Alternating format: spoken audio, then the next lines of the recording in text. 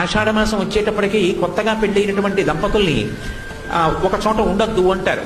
ఒక చోట కొత్తగా పెళ్ళైన దంపతులు ఉండవద్దు అనడానికి అసలు కారణం ఏమిటంటే, ఏదో అంతకు ముందు పెళ్ళి అవుతుంది, ఏ చైత్రమాసంలోనో వైశాఖ మాసంలోనో పెళ్ళి అయిందనుకోండి. అయితే కొత్తగా పెళ్ళయింది కదూ, వాళ్ళిద్దరికీ సంతోషంగా ఉంటుంది. యువతల శ్రావణ మాసం వచ్చేటప్పటికి వాన పడుతుంది. ఈ వాన పడేటప్పటికి విత్తనాలు చల్లాలి, లేకపోతే పంట రాదు.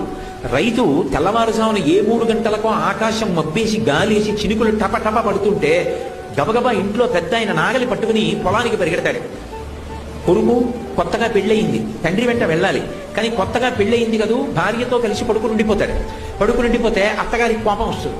పెద్ద ఆయన మామగారు వెళ్ళారు, నువ్వు లేచి మీ ఆయన్ని వెళ్ళండి మీరు కూడా అని చెప్పి పంపించద్దా, నువ్వు అలా పడుకున్నావు మీ ఆయనతోటి అంటుంది. ఈ ఒక్క నెల ఆషాఢమాసంలో కానీ వాళ్ళిద్దరూ వేరుగా ఉన్నారనుకోండి, 6 నెలలు తినడానికి కావలసినటువంటి పంట వస్తుంది. అందుకని